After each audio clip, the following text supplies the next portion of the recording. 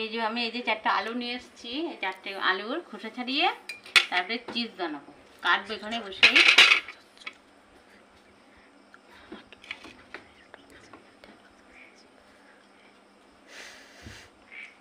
এই আলু 4টে এখন খোসা ছাড়াবো, ছাড়িয়ে কাটবো।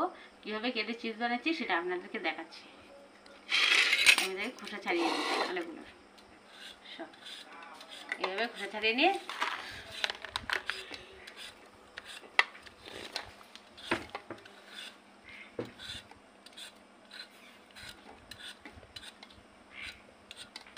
আলুগুলো চিজ বানাতে গেলে একই সাইজের নিতে হবে, কিন্তু একই সাইজের হয়েছে কি না, হয়েছে মোটামুটি, খারাপ হয়নি, একই সাইজের হয়েছে।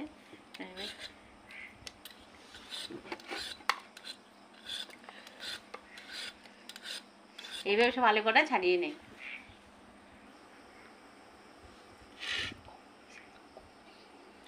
এবারে এই কাঁটা চামচ নিয়ে নিচ্ছি একটা, আলুগুলোর গা দিয়ে সব এরকম ছুপে ছুপে এইভাবে দাগ দিয়ে নেব। এইভাবে প্রত্যেকটা আলুর গা এইভাবে দাগ দিয়ে নেব।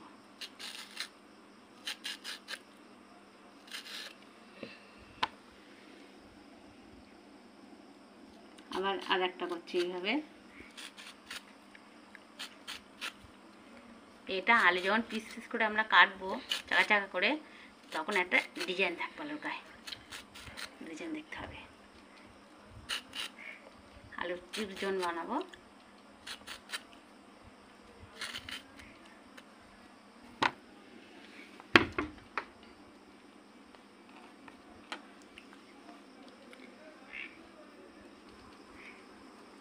দেখুন বন্ধুরা, আলুগুলো আমি এইভাবে কেটে নিচ্ছি।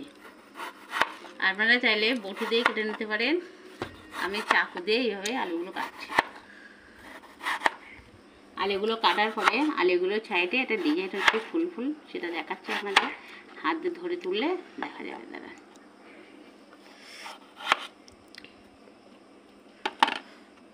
এ দেখুন গায়ের সাইডে ডিজাইন হয়েছে, এই যে চ্যাটের ডিজাইন এসছে।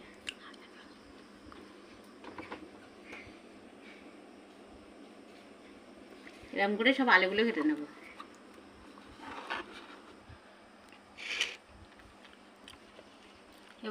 এবার দেখুন আলুগুলো কাটা হয়ে গেছে। এবার আলুগুলো আমি জলে দিচ্ছি, কিন্তু এটা কিন্তু ফ্রিজের জল, এমনি জলে দিচ্ছি না, ফ্রিজের জলে দিচ্ছি।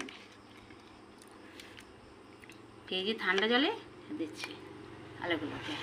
ঠান্ডা জলে এই 10 থেকে 15 মিনিট আলুগুলোকে ভিজিয়ে রাখবো। তাতে একটু লবণ দিয়ে দেবো।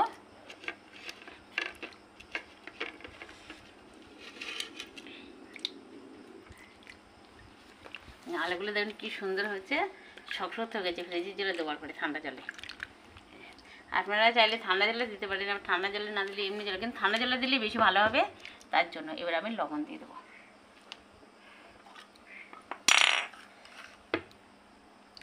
বড় চা চামচে 2 চামচ, 1 চামচ দিলে হবে। আমি ছোটো চামচ বলে তার জন্য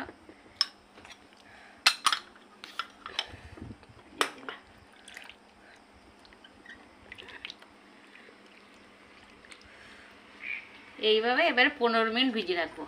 15 মিনিট পরে তুলে তারপরে আবার জল ঝরিয়ে তারপরে ভাজি করতে হবে। এইভাবে 15 মিনিট থাকবে। 15 মিনিট পরে আবার ফিরে আসছে আপনাদের মধ্যে। বন্ধুরা দেখুন আলুগুলো ঠান্ডা জল দিয়ে আমি আর একবার ধুয়ে নিয়েছি, নিয়ে এবারে তুলে নিচ্ছি জলগুলো। 15 মিনিট পরেই তুলেছি, তুলে আর একবার ধুয়ে নিয়ে এবার তুলে এতে 5 মিনিট রাখবো। 5 মিনিট পরে তারপরে ভাজবো।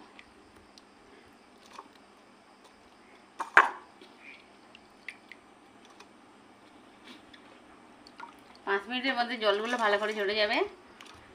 তারপরে 5 মিনিট পরে আলুগুলোকে 5 মিনিট এইভাবে রাখা থাকবে।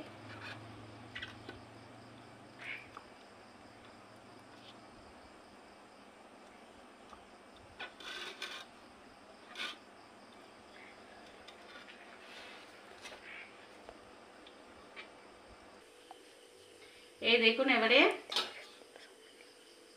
আলুগুলো জল ঝরানো হয়ে গেছে সব। আর এখানে আমি কড়াইতে তেল দিয়ে দিয়েছি, দিয়ে অল্প গরম করে নিয়েছি। খুব বেশি গরম হলে আলুগুলোর গায়ে জল আছে, দিলে গায়ে চলে আসবে। আর ঠান্ডা আলুতে, ঠান্ডা তেলে এগুলো দিলে বেশ ভালো হবে। অল্প একটু গরম হয়েছে, সুন্দরভাবে আলুগুলো সাজিয়ে দেওয়া যাবে। এভাবে আস্তে আস্তে দিয়েছেন, এইভাবে আলুগুলোকে দেওয়া যাবে।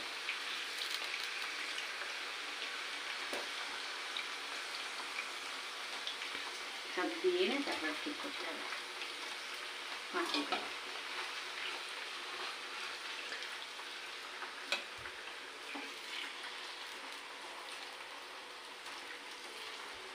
এবারে আমি এটা গ্যাসের এটা বাড়িয়ে দিয়েছি, জোর দিয়ে দিয়েছি।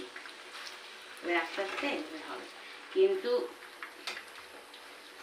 খুব বেশি নাড়াচাড়া দেওয়া যাবে না, যেন এগুলো ভেঙে না যায়। আস্তে আস্তে আস্তে আস্তে নাড়া দিতে হবে, তেল একটু বেশি দিতে হবে, এভাবে হবে।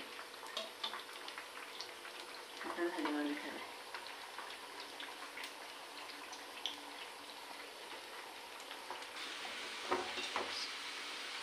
এই দেখুন বন্ধুরা, ভাজে হচ্ছে, বেশ সময় লাগে। আস্তে আস্তে যত ভাজা হবে তত সব উপরে উঠে আসবে। এরকম হতে হতে একদম লাল হয়ে আসবে, আস্তে আস্তে করতে হবে। আমি সর্ষের তেল দিয়েছি, সাদা তেল দিয়েছি, দু রকম দিয়েছি। আপনারা চাইলে সাদাও দিতে পারেন, সর্ষের তেলও দিতে পারেন। এখনও আরেকটু সময় লাগবে, সময় দিয়ে করতে হবে ভাজিটা। আর এরকম আস্তে আস্তে ঘোরাতে হবে যেন ভেঙে না যায়। এইভাবে করবো, আবার দেখাচ্ছি।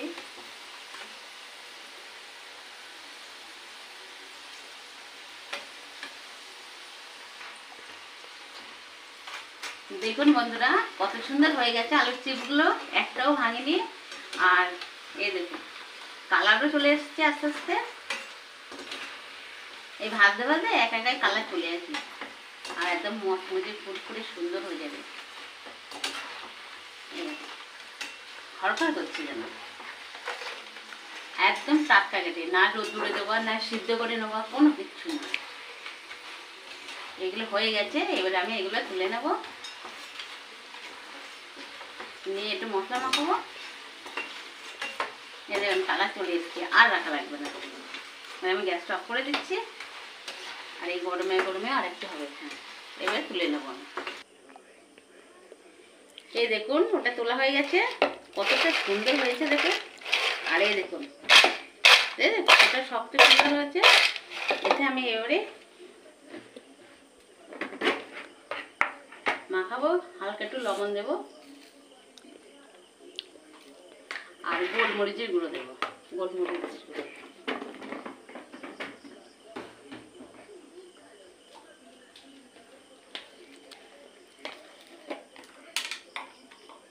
গোলমরিচে ভেজে গুঁড়ো করে রাখা ছিল।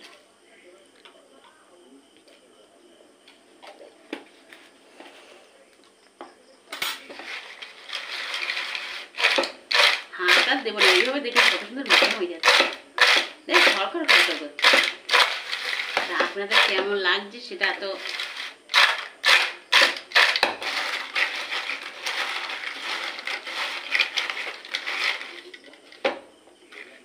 এই দেখুন,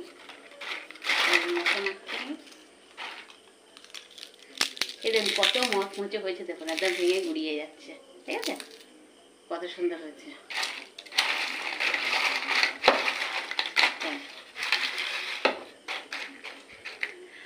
আমার এইটা যদি ভালো লেগে থাকে, আমার রান্নাটা, তাহলে আপনারা আমার চ্যানেলের পাশে থাকবেন, লাইক কমেন্ট শেয়ার অবশ্যই করবেন, আর সাবস্ক্রাইব করে দেবেন। আর এই পর্যন্ত আজকে আমি বিদায় নিচ্ছি। সাথী আপনাদের সাথে এত সময় ছিলাম। আবার নতুন ভিডিও কালকে আবার দেখা হবে।